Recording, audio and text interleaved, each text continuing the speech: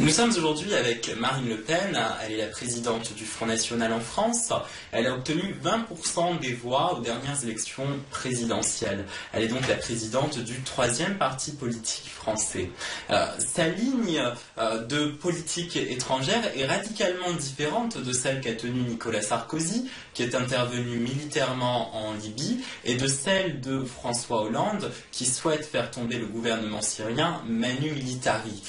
Marine Le Pen s'oppose à contrario à l'ingérence et elle défend la souveraineté des États. Si Bachar al-Assad devait tomber, seul le peuple syrien peut le renverser. Et s'il devait rester, il s'avérerait que le peuple syrien aura majoritairement voulu conserver son président. Car la révolution est plus forte que la répression de la tyrannie. Cette position originale a suscité notre curiosité et nous avons voulu en savoir davantage sur la ligne de politique étrangère que Marine Le Pen défend. En tant qu'Arabe, nous avons naturellement voulu savoir quelle ligne de politique étrangère elle défendrait pour le Moyen-Orient si elle était un jour présidente de la République française. Vous verrez que cela vaut le détour. Elle est d'une lucidité assez rare chez les hommes politiques occidentaux pour le faire remarquer. Mais il y a aussi chez elle un parti pris des choses, comme dirait Ponge. Avec cette opposition systématique aux révolutions qui est ancrée dans les gènes de son parti, qui est très conservateur. Y a-t-il néanmoins un homme politique qui n'a pas de parti pris? Il est bon de rappeler que la lucidité est un privilège de la liberté. Et dixit Albert Camus, l'intelligence dans les chaînes perd en lucidité ce qu'elle gagne en fureur. Donc, Monsieur Jean-Marie Le Pen et vous-même Marine Le Pen avez émis vos réserves sur les printemps arabes. Ces révolutions ont pourtant chassé du pouvoir des despotes. Pourquoi avez-vous émis ces réserves ? Parce que gouverner c'est prévoir et que immédiatement nous avions hélas prévu que très probablement ces révolutions, dont je pense que le départ était des révolutions sociales liées d'abord à la corruption des dirigeants et à l'absence de participation du peuple à l'essor économique de ces pays, allaient être récupérées. Avec ou sans d'ailleurs l'aide de pays extérieurs par les fondamentalistes islamiques et que au printemps arabe succéderait l'hiver islamiste. Je crois que ce risque s'est réalisé, qu'il s'est réalisé à cause aussi de l'aveuglement des pays occidentaux. Et aujourd'hui, je vois qu'il n'y a pas plus de droits, mais que la dérive semble plutôt aller vers moins de droits pour la population, moins de droits pour les femmes, l'intervention plus ou moins marquée de la charia, des pressions qui visent, à mon avis, à diminuer les libertés individuelles et les libertés publiques. D'accord. De nombreux spécialistes sur le Moyen-Orient dénoncent, comme vous d'ailleurs, l'instrumentalisation par les fondamentalistes, qui sont en fait des wahhabo-salafistes, de ces révolutions et parlent à présent d'hiver arabe, ce que vous avez dit. C'est la raison pour laquelle ils appellent les dirigeants du monde à la prudence dans les décisions qu'ils prendront pour le règlement du conflit syrien. Pouvez-vous nous dire clairement quelle est la position du Front National sur la rébellion syrienne et quelles solutions vous préconisez pour régler ce conflit? Alors, d'abord que les choses soient claires, nous sommes contre l'ingérence. Voilà. Nous nous battons en France pour la souveraineté du peuple français, la liberté de la France, mais lorsque nous défendons la liberté, l'identité, la souveraineté de notre peuple, nous défendons la liberté, la souveraineté et l'identité de tous les peuples du monde. Donc nous pensons qu'ils doivent garder la maîtrise de leur destin. Donc nous avons été contre l'intervention en Libye, dont je vous rappelle tout de même qu'elle a contribué à mettre au pouvoir des fondamentalistes islamiques qui ont immédiatement imposé la charia. Et comme, si j'en crois, je ne suis pas souvent d'accord avec elle, mais l'Europe a indiqué dans un arrêt devenu célèbre que la charia est contradictoire avec la démocratie, la Libye n'y a donc pas gagné en termes de démocratie. Commettre la même erreur en Syrie serait évidemment absolument impardonnable. Donc je pensais dès le départ que c'était par la diplomatie que l'on pouvait tenter de trouver la voie du dialogue en Syrie. Ça n'a pas été le cas. Les puissances occidentales ont fait exactement la même chose qu'en Libye, mais de manière secrète. La réalité, c'est que nous avons contribué à conseiller les rebelles syriens qui eux-mêmes ont été pris en main par les islamistes, que nous sommes servis de nos alliés qataris et saoudiens pour armer les rebelles syriens, et qu'aujourd'hui on est face à une guerre civile dont évidemment les populations civiles sont les premières victimes. La Syrie qui a dénoncé le rôle du Qatar dans l'instrumentalisation des manifestations, qui étaient, il faut le dire, originellement populaires et pacifistes. Ces manifestations ont en effet donné l'occasion au Qatar et à d'autres monarchies de la péninsule arabe de mettre à mal l'État syrien, qui est un allié de l'Iran, contre lequel les pétromonarchies nourrissent une hostilité séculaire, et alors que l'Iran devient une puissance régionale majeure qui a réussi à mettre en place un axe qui s'étend aujourd'hui jusqu'à Alger, dont Damas est l'élément de coordination. Le Qatar a aussi posé des problèmes en France, en s'ingérant dans la gestion des banlieues. Et il tente aujourd'hui de racheter une part significative du patrimoine immobilier français et des groupes de presse français, ce qui est très problématique. Selon vous, quelle est la stratégie de ce pays? Pour quel projet politique a-t-il réellement une puissance de nuisance? Et êtes-vous satisfaite de la diplomatie qui est actuellement engagée à son endroit? Alors je pense que le Qatar cherche à obtenir le leadership. Mais c'est un tout petit pays.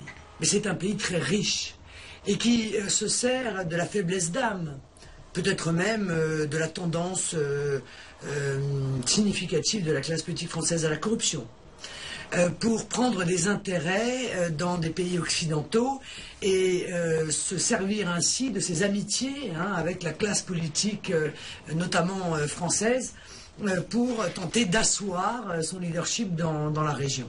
Je suis la seule à m'être opposée et à avoir dénoncé en toutes circonstances la mainmise du Qatar dans notre pays. Que ce soit dans les banlieues, en indiquant qu'en aucun cas je pensais qu'il ne s'agissait là d'œuvres humanitaires, mais bien évidemment d'une mainmise politique sur des populations dont on sait que ce sont des populations fragilisées dans leur identité et qui pourraient un jour être instrumentalisées, et notamment évidemment contre la France, mais également les investissements dans le football, l'achat de notre patrimoine, les conventions fiscales signées avec la France, qui permet aux Qataris de ne pas payer d'ISF. D'ailleurs, je ne comprends pas pourquoi un certain nombre de nos grands patrons veulent devenir belges. Ils n'ont qu'à devenir Qataris. C'est beaucoup plus intéressant sur le plan fiscal, à mon avis, que de devenir belge. Bon.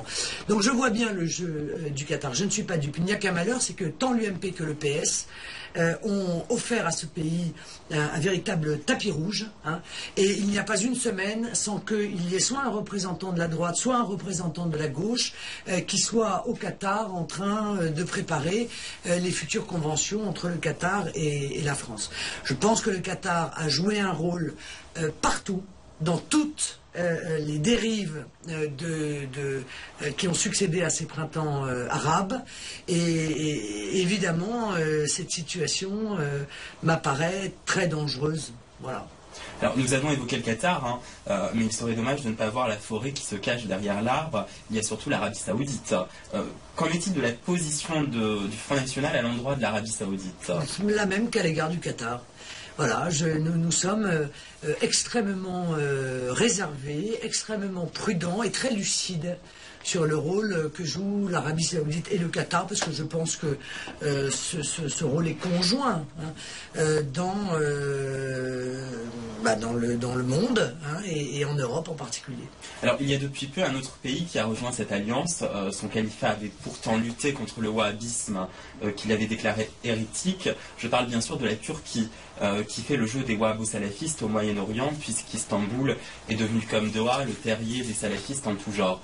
L'attitude l'attitude de la Turquie qui soutient les wahhabos-salafistes dans les printemps arabes, quand ceux-ci sont responsables d'attentats meurtriers en Europe et ailleurs, et alors que d'autres forces d'opposition pourraient être soutenues, a-t-elle renforcé votre position sur son intégration à l'Union européenne, c'est-à-dire votre refus qu'elle l'intègre? Bon, de toute façon, je pense que la Turquie, elle aussi, cherche aussi à avoir un leadership. Hein. Et par conséquent, elle essaye d'utiliser et les uns et les autres. Donc je crois que la Turquie a le pied dans plusieurs sabots. Voilà, ça me paraît. Je pense que sa situation et sa position est moins claire que celle que vous exprimez, et que pour l'instant, elle cherche un peu à jouer sur tous les tableaux. Mais il n'y avait pas à me convaincre, je veux dire, du refus de l'entrée de la Turquie dans l'Union européenne. Nous avons toujours été contre, sans d'ailleurs porter de jugement, en l'occurrence, sur la Turquie, tout simplement parce qu'elle n'est pas un pays européen, ni géographiquement, ni historiquement, ni culturellement, et que donc elle n'avait strictement, à mon sens, rien à faire dans l'Union européenne. Ce que je reproche en revanche à la classe politique européenne, c'est de laisser croire à la Turquie qu'elle pourrait un jour entrer. Je pense qu'il faut avoir du respect dans les relations internationales que l'on a, quelles qu'elles soient, y compris le respect de la franchise. Et la franchise, ça consiste à dire aux Turcs, bah, écoutez, vous n'êtes pas européens, donc vous ne rentrerez pas dans l'Union européenne. Je pense que cela aurait probablement rendu les relations entre la Turquie et l'Europe, et en particulier la France, plus claires et plus saines qu'elles ne le sont actuellement. Alors la Turquie, l'Arabie Saoudite et le Qatar sont protégés par les États-Unis, qui ont eux aussi fait le jeu des wahhabos-salafistes au profit des marchés financiers et d'Israël, les deux étant liés par un jeu de lobbying. Quelle est aujourd'hui la position du Front National vis-à-vis des États-Unis? Si vous voulez, il faut quand même bien admettre, vous faites une analyse, c'est la vôtre, mais qu'à chaque fois que les États-Unis se sont mêlés de politique étrangère, ça a été un drame. Hein. Il faut quand même avouer qu'en matière géostratégique, ce pays est une véritable catastrophe. Hein. On peut retourner d'ailleurs au Shah d'Iran pour s'apercevoir que les choix qu'ils font sont très contraires au discours qu'ils tiennent. Parce qu'on ne peut pas d'un côté lutter contre le fanatisme, soi-disant mener la guerre contre le terrorisme fanatique, et en même temps, à chaque fois, être derrière les fondamentalistes islamiques dans l'ensemble des pays où ils interviennent. Ce que je conteste formellement, ce qui me concerne moi, dirigeante politique française, c'est notre... comment dire, le fait de suivre les États-Unis en toutes circonstances.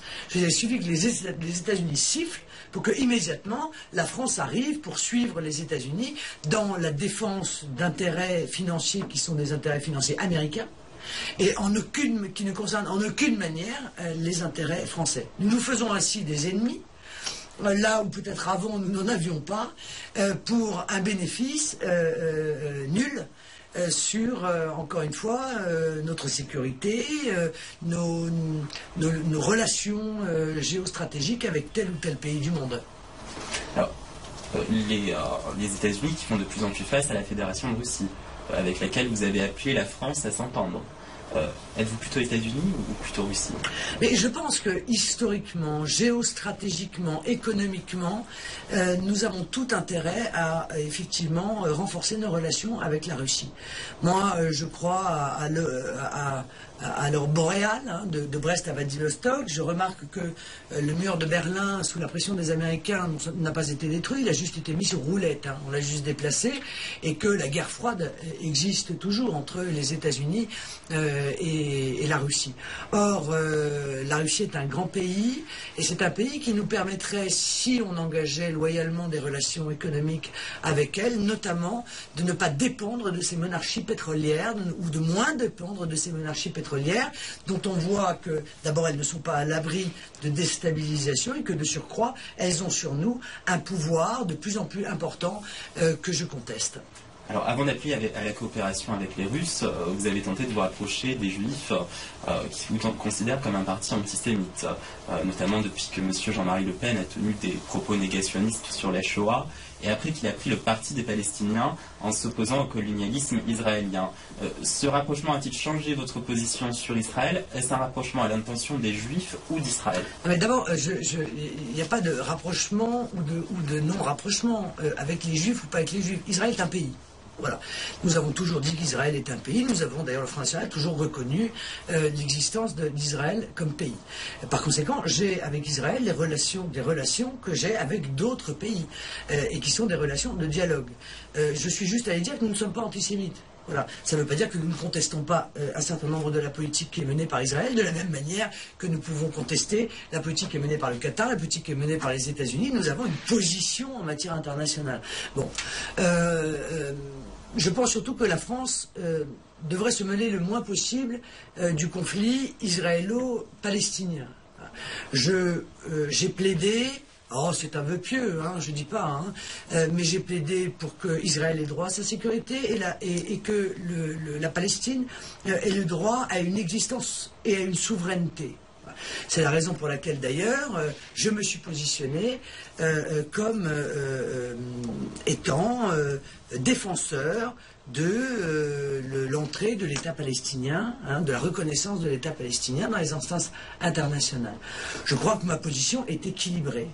Et je n'entends pas qu'elle soit autrement. Alors, vous savez, pour l'avoir souvent dénoncé, la situation des Palestiniens est tragique.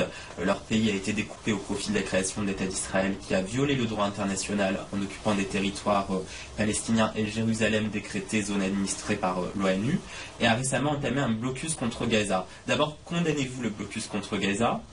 Ensuite, dénoncez-vous le viol des frontières de 1947 par Israël. Enfin, reconnaissez-vous à Israël sa légitimité d'être quand un des anciens responsables de votre parti politique, M. Roger Hollande, a écrit que la Palestine n'était pas une terre sans peuple pour un peuple sans terre.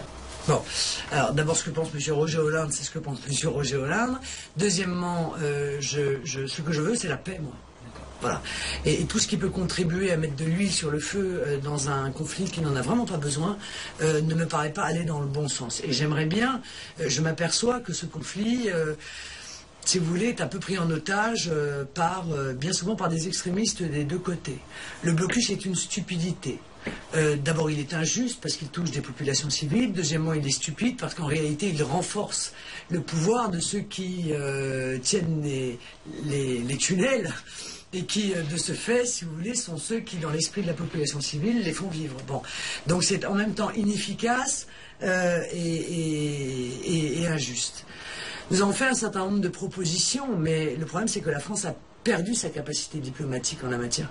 Ce que je veux dire, c'est qu'à force de se soumettre et de suivre en toutes circonstances la politique internationale américaine, la France qui avait cette voix particulière dans le monde qui pouvait, à mon avis, beaucoup faire avancer la diplomatie, notamment dans des conflits très profonds et très anciens comme celui-là, ne peut plus jouer ce rôle parce que la France est assimilée aux États-Unis et quels que soient les propos que l'on tienne, eh bien, à chaque fois, l'un ou l'autre vous dit « Ah bah oui, mais ça c'est parce que la France est soumise aux États-Unis ». Donc ça, je ne peux d'abord que le regretter. Je pense que la France doit retrouver ce rôle de leader des pays non alignés. Et donc retrouver une force dans sa voie diplomatique. Alors ça passe par des propositions que nous avons faites, notamment que Jérusalem soit considérée comme ville internationale, où chacun pourrait avoir accès, parce que c'est un patrimoine de l'humanité. Hein. Bien sûr, ça ne fait pas plaisir ni aux uns ni aux autres. Alors, il y a quelques Palestiniens et Israéliens en France, enfin, quelques Français d'origine palestinienne et israélienne en France. Ce sont des immigrés ou des enfants ou des petits-enfants d'immigrés. Ils ont souvent entendu dire que le Front National est raciste. Que leur répondez-vous? Les considérez-vous comme Français? Oui, moi j'ai une vision nationale. Moi. Je considère que les Français, tous ceux qui ont la nationalité française, et j'aimerais que tous aient conscience que la seule question que doit se poser un Français face à n'importe quelle situation, c'est quel est l'intérêt de mon pays et de mon peuple. Voilà. Vous savez que nous sommes contre la double nationalité parce que nous considérons que comme on n'a qu'une seule identité, on n'a qu'une seule nationalité. Et que la multiplication de ces doubles nationalités ont donné des gens qui ont des sentiments nationaux divisés entre leur pays d'origine et la France. Donc, moi j'ai un grand projet fédérateur, hein, c'est que la France reste la France. Je pense que si beaucoup de gens sont venus en France, c'est justement parce que la France était la France. Et qu'un certain nombre d'entre eux contribuent à la faire changer, reste pour moi un mystère insondable. Si c'est pour faire de la France l'Iran, ou pour faire de la France l'Arabie Saoudite, ou pour faire de la France les États-Unis, ou pour faire de la France, autant qu'ils aillent en Iran, en Arabie Saoudite ou aux États-Unis. Voilà. La France, elle est spécifique, elle est particulière. Et je pense que le monde a besoin de la France. Voilà. Et tous ceux qui veulent avec moi participer à ce que la France reste la France sont évidemment le bienvenu dans le combat qui est le mien. Si je vous comprends bien, les Français d'origine étrangère sont français, mais ils doivent abandonner leur double nationalité. Oui, je crois que ce serait sain qu'ils abandonnent leur double nationalité, oui. Parce que cette double nationalité, encore une fois, a été le siège de... Voilà, d'un mal-être, d'un malaise, d'un problème d'identité dont on paye aujourd'hui assez lourdement les conséquences dans certaines banlieues. Alors, nous allons passer sans transition à un autre sujet qui est l'Iran. Vous savez sans doute que l'Iran est une république islamique. La transition donc n'est peut-être pas subtile, mais il nous tient à cœur d'avoir votre avis sur la question. L'Iran est en effet au cœur des enjeux des printemps arabes avec cette lutte d'influence, l'Arabie Saoudite et les États-Unis contre l'Iran et la Russie. Et comme vous le savez, elle est à cause de son programme nucléaire persona non grata pour la communauté internationale. Elle se défend pourtant d'avoir un programme militaire, mais la question se pose quand même. Si l'Iran se dotait de l'arme nucléaire, quelle serait la réaction du Front National? Non mais, bon, écoutez, moi je crois que évitons de se poser des questions qui n'existent pas. Ce que je voudrais, c'est de ne pas être systématiquement dépendant des informations données par les Américains. Moi je suis désolé, je suis peut-être un esprit simple, mais j'ai quand même bien vu ce qui s'est passé en Irak. La petite fiole des armes de destruction massive, on n'a jamais vu d'armes de destruction massive. Ça a quand même fait 1,5 million de morts, la plaisanterie, dont la moitié étaient des enfants. Bon. Que l'Iran se dote de nucléaire civil, je pense que c'est parfaitement son droit, comme c'est le droit de l'ensemble des pays du monde. Je ne crois pas que l'Iran soit susceptible de se doter de nucléaire, d'armes nucléaires. Maintenant, je pense que l'arme nucléaire, de toute façon, est une arme dissuasive. Et que l'Iran sait pertinemment que si un jour ils envisageaient d'utiliser l'arme nucléaire, ils seraient probablement pulvérisés dans les 15 minutes. Bon, je ne suis pas sûr que ce soit l'intérêt de l'Iran. Absolument. Juste une dernière question, Madame Le Pen.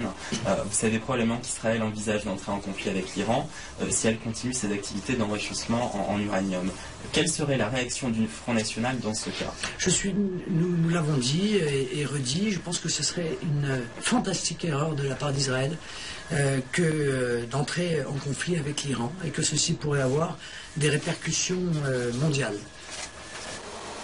Nous remercions Marine Le Pen pour le temps qu'elle a bien voulu nous accorder et nous remercions l'ensemble de son équipe dont Ludovic Dedanne, sans qui cette interview n'aurait pas été possible. Nous remercions enfin Charlotte Soula pour son accueil très chaleureux.